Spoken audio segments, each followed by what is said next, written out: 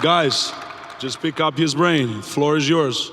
All right, gentlemen, first of all, it's a great honor being here. My name is Saras, this is Timo. And to be honest with you, me and Timo are nervous as hell. This is my second clinic in my 10 years being the head coach. I have no experience with this. I will try to give you everything I can. We were just sitting having a coffee with Timo over there and just trying to figure out what the hell we're gonna do here, okay? Dimitris told me to talk more about the human side. I agree 100%. Even though you're here to listen about the pick and roll offense and defense, but really, at the end, it's not that important. Okay, we will try to show you some things, we will try to do, but everything is about the journey, everything is about human relationships. This is what you call life, no? Dimitris wanted me to talk about my childhood, my life story. Coming from a family that was obsessed with the sports. At this time in Lithuania was part of the Union, was part of the Soviet Union. We had 4 or 5 channels on the television and probably one sports game every 1 week. You know, so we were always glued to the television. My father, he's always very proud because he was a table tennis junior champion of the Soviet Union. This is a story I have to hear from him from 60 years now, obviously. My mother was one of the best players my mother was one of the best handball players in the world. The amazing story about my mother is that my grandfather was sent to Siberia. If you remember the history, if you know the history, whatever, who was the enemy of the Soviet Union, who was the enemy of the state, they came to your house one day, they took them on a train, and they put them 3 days to travel to Siberia. They dropped them into the fields full of snow, and whoever survived, survived. Okay, so this is the story of my family. What happened? My grandfather was one of the few people that actually got thrown in the snow, came out. He was started building his house together with other people. He wanted to have some kind of shelter. And ultimately, after 8 or 10 years, something like this, he came back to Lithuania, again, with the trains and everything. But because of this, he was officially declared the enemy of the state. Why I'm saying this story? Because my mother, being one of the best handball players in the world, she could only compete when the competition was in the former Soviet or communist bloc. So, for example, in 1976, the Olympics were in Montreal. Of course, she cannot go to Montreal because it's a Western bloc. This is the year I was born. Don't tell me how it happened, but okay. This is life, you know. So every time that the competition was in ex-Yugoslavia, Poland, Eastern Bloc, my mother was competing for the Soviet Union. But if the competition was in West Germany at the time, Spain, Montreal, like I said, she could not go because she was the daughter of the enemy of the state. All right, so maybe this is where a lot of the sense of the pride is coming for my country and so on, because of the story of my mother and my grandmother.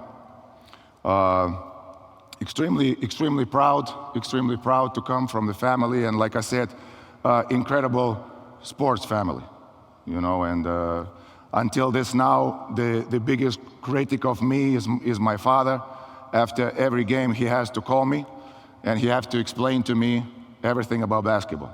All right, most likely this year the conversation was how I don't have a 5-position player because probably he read something on the internet and this is the opinion that he also thought.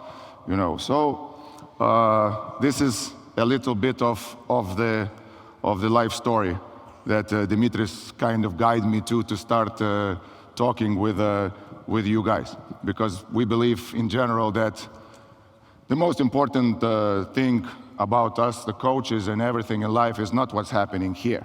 It's what's happening outside these four lines.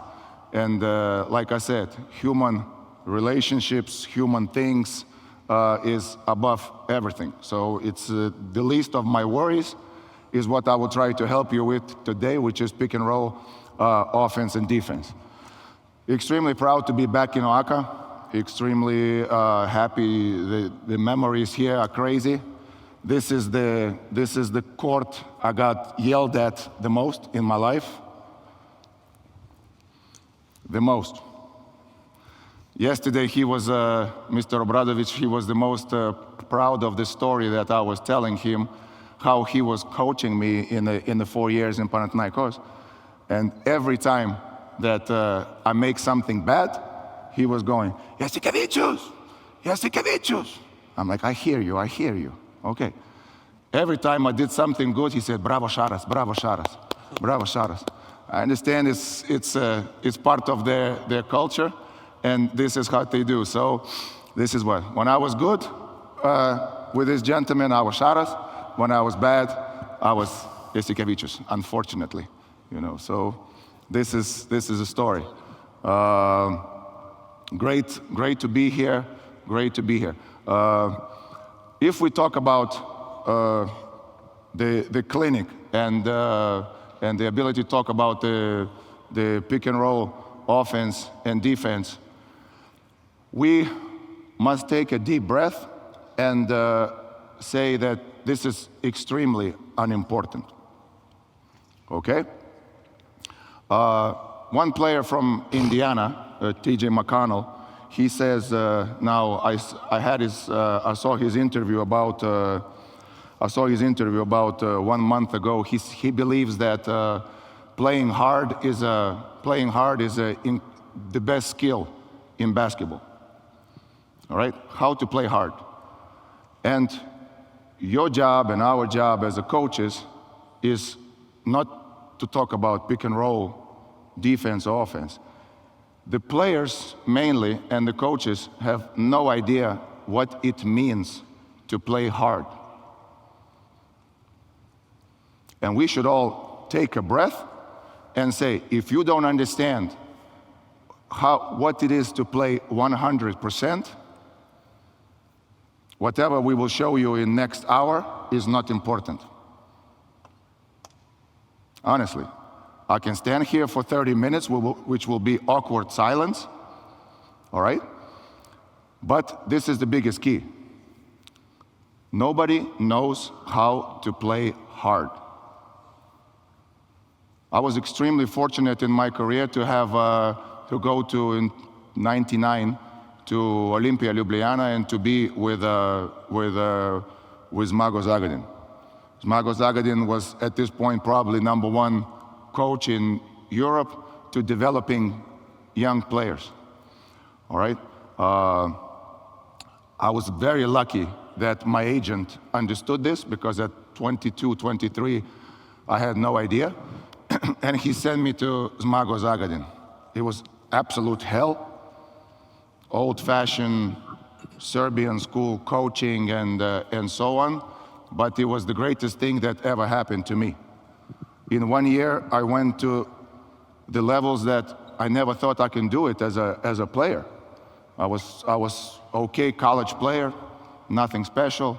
I was not drafted. I was not even close to the NBA. I had 1 year in Lithuania, and then my agent got me with Zmago Zagadin. Like I said, it was absolute hell, but it's for the first time I understood what it is to play hard. What is to play harder than your opponent? What is to push yourself? He pushed all of us to absolute limits, okay? And every year, what happened is that we became more valuable, if you want to talk simply. Our contracts went up. We were going all to Olympia Ljubljana, then we were going on to the bigger teams. At this point, I didn't understand why things that happened. Now I understand it a little bit better. It's how hard we were practicing. And I'm not talking about the length of the practice. Yes, with Mago was a lot, 2 hours, but now with the schedule that we have in the EuroLeague, it's not possible. So whatever minute you have to go 100%. And I will insist, the players don't understand what it's like to sprint, I believe. Like I said, I want the awkward silence for a little bit, because this is the biggest key for me of the whole clinic. Not the pick and roll offense, not the pick and roll defense. For me is how you get to play hard. In our meetings in Fenerbahce, I'm sure the other coaches are the same, we must do our job. We're talking about what strategy we do offensively, defensively. At the end, everything will come out to 5 or 6 50-50 balls, transition basketball, which my team was the worst in last year in transition defense. So I'm very proud of that as well.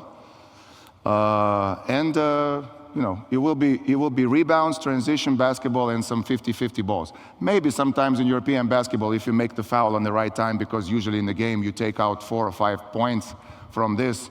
4 or 5 points in our profession is life. But some players come and they say, I'm always going 100%. And then you come into the practice, and one of the first weeks you have to pull him out. My friend, honestly, you are at 50, maybe 60%. So the biggest point is how to play hard, how to sprint all the time. And then if you can add the tactics on top of that, you have a chance as a coach. You have a chance. But if the other team is playing harder than your team, finished. It doesn't matter the level. It doesn't matter the difference of the. It doesn't matter the difference of the talent. They're going to win. And in EuroLeague, if you don't play hard, you're going to get destroyed, absolutely destroyed. So please, what I want you to take from this clinic, not something that we can show you. I want you to think how you can get your team to play harder than the other team. This is the biggest message, the only message. The other stuff, sooner or later, you will figure out. Now it's so much information everywhere that it's really not important. Everybody knows everything.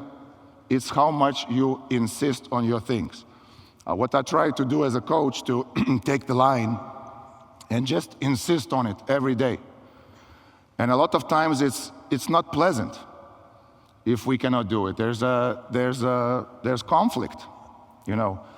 And my life, I've been in so many conflicts. Some of them are very bad. Some of them are just bad, logical conflict. But without the conflict, most likely there is no improvement.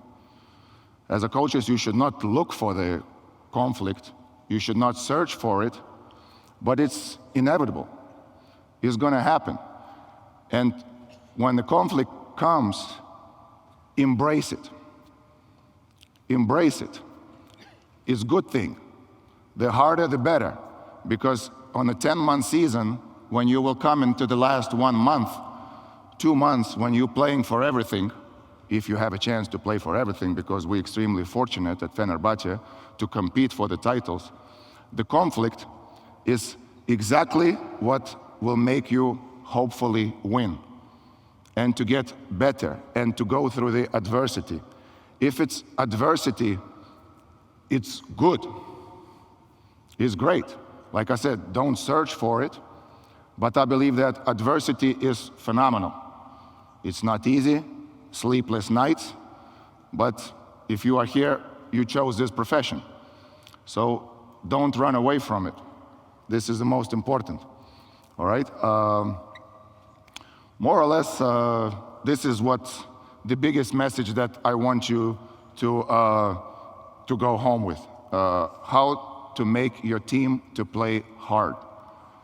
But your standards, if you want to win something, have to be extremely, extremely high. Because if you want to compete against all these great coaches and all these great teams and these great rosters, it's supposed to be difficult. Embrace it. Embrace it. With the problems, come head first with the problems, deal with it. Every conflict, every difficult situation, every new invention that you need to do in order to survive will only make you a better coach. All right? This is the most important, not something the team will show us. All right? So now that, like I said, we got out the main part, the main message of what I want you to go home with, we can start talking about a little bit of the details of the basketball. All right? Tim, I believe, will show you some of the clips. Guys, maybe you can watch it also, so when we do 5-on-0 at the beginning, you can do it. And like I said, I was talking with some guys here, and they asked me yesterday, how do you start the season? With what kind of sets and whatever going on? It's not important. It's so not important what kind of sets. It's whatever you like. It's whatever you like. Usually usually there's two different things when you come with a live ball or when you need to do an entry, all right? It's totally not important. Some coaches like the Iverson, some coaches like the diamond, some coaches like the zipper, some coaches like some kind of transition. It's absolutely not important. How you insist every day on every detail, how you put things in their blood, that hopefully one day they come and they do it in their sleep. This is one of your biggest goals as coaches, I believe. For this, you need to insist every day. You need to insist every day. So Tim will show you some of the things that we want to talk about. This floor is another level. I'm lost here. All right, so this is going to be the clip, I believe, of our transition. And we want to talk what we like and what we don't like in this thing. So one of the most important things for me, and it should be for every coach, that every action you play 100%. You play hard. If you don't do the action, you're wasting my time in the possession. As the possession go down, we probably most likely still don't have it. Anything don't have it is going to come into the possession that we're going to put up a bad shot. By the way, just to explain, I will try to focus a little bit of the offensive side of the pick and roll, and Timo will do a little bit defensive. So now, certain things I would like to emphasize in this clip. For example, it's a good clip for me. Go ahead, Timo. All right, so we have an open corner pick and roll. This is what we're going to play with. Open corner pick and roll with a 4. So Biberovic is playing the first pick and roll, and I'm already going crazy. All right? I'm already probably under my nose over there. Come on, Tariq, you cannot do it. He's not playing the first pick and roll aggressive. This is the bottom line. He's just playing to swing the ball. Why are you playing to swing the ball? Maybe it's an entry, but it's not an entry. So every action must be played 100%. So right now, Tariq will pass the ball to Cam Birch, and we already wasted 3 seconds of the possession. When the defensive team is at their worst. They're at the worst at this point because they are not set. They're all running in transition defense. They're all backpedaling. I was an amazing defensive player, so I really know, right, Yanni? And, so they all back pedaling on defense. If you watch Bonzi Colson, he's with his head and the ball is there, and it takes him 5 seconds to come into the defense. Okay? So now, Tariq, for me, as good as he is, he's wasting my time. He's really wasting my time. He swings the ball to Kem Birch. We have the, Timo, go 1 second back if you can. We have the 45 cut because this is the transition that we emphasize the 4 corners. All right, so we want to get into the 4 corners sooner or later. All right, and Devon Hall will make a cut. This cut, for me, is also a meaningless cut. He's wasting my time. Why he's wasting my time? Because if you